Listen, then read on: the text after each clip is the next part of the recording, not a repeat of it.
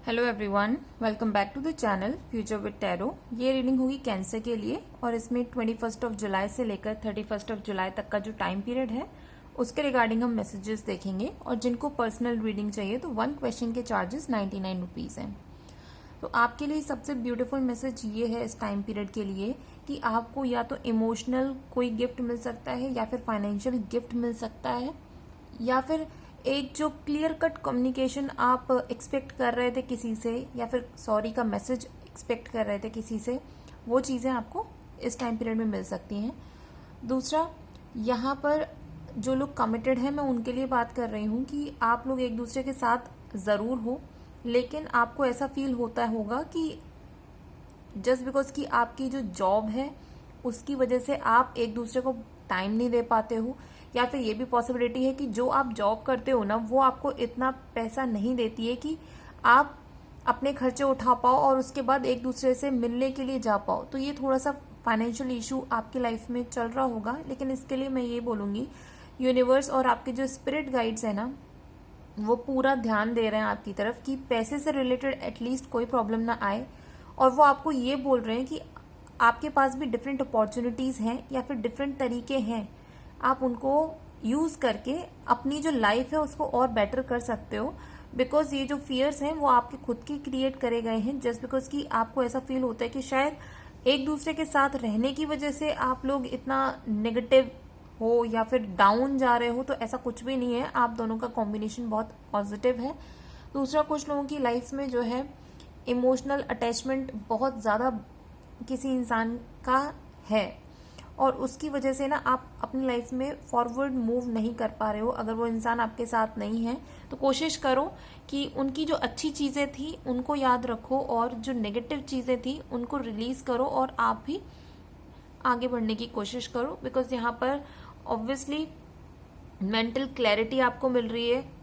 कुछ लोगों को नेम फेम मिल सकता है, मीन्स जो भी आप काम कर रहे हो, भले ही जो फीमेल इस रीडिंग को देख रहे हो आप अपने फैमिली को हैंडल करते हो, या फिर जो लोग इस रीडिंग को देख रहे हैं जो जॉब करते हैं या फिर किसी भी टाइप का काम करते हो ना, तो उनके लिए मैसेज है कि अपने काम की आप वैल्यू करो। बिकॉज ऐसा नहीं है कि अभी अगर आपको उसका आउटकम नहीं मिल रहा है तो कभी नहीं मिलेगा। चीज़ें आपके फेवर में होनी स्टार्ट हो रही हैं, बट उसके लिए आपको खुद को भी रिस्पेक्ट देना शुरू करना होगा। और ऑब्वियसली आपका एक जॉब के टर्म्स में ही बोलूँगी या फिर पैसे के टर्म्स में ही बोलूँगी, आप अपने आप को बहुत ऊंची पोजीशन तक ले जा पाओगे। और ये सारी चीज़ें होंगी अगर आप अपने एक्सपीरियंसेस को यूज़ करोगे अच्छे से और उनको यूटिलाइज करोगे मैच्योर वे में। ये नहीं है कि बच्चों की तरीके से आप बिहेव कर रहे हो, ऐसा कुछ भी करने की ज़रूरत नहीं है। मेन चीज़ है कि आप अपने इमोशंस को कंट्रोल करो। नेगेटिव फील हो रहा है उसको थोड़ा सा बैलेंस करने की कोशिश करो पॉजिटिविटी से। आपकी लाइफ में कभी ना कभी कुछ अच्छा हुआ होगा, उसको इमेजिन करना शुरू करो।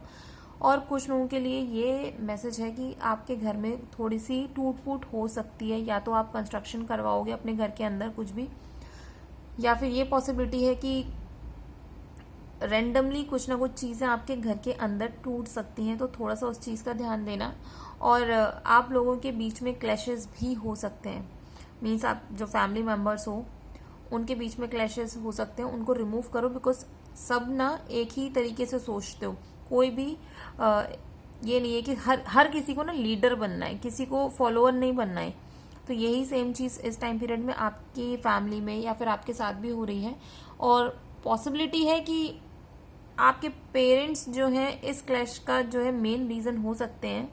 बिकॉज उनके अकॉर्डिंग, दोनों के अकॉर्डिंग ना चीज़ें डिफरेंट होनी चाहिए, बट दोनों एक म्यूचुअल पाथ पर नहीं चल पा रहे हैं। तो यहाँ पर थोड़ी सी फैमिली लाइफ में प्रॉब्लम्स भी शो हो रही हैं। बट हाँ, जो लोग बिजनेस करना चाह रहे हो उनके लिए एक मैसेज है कि पार्टनरशिप में काम करना चाहते हो आप काम करो। बेहतर होगा अपोजिट एनर्जी के साथ काम करो, मीन्स मेल हो तो फीमेल के साथ काम करो, या फिर कोई बहुत अच्छा लिसनर है तो आप किसी वोकल इंसान के साथ काम करो। तो आपका जो बिजनेस है वो एक्सट्रीम हाइट्स पकड़ेगा और बहुत जल्दी पकड़ेगा।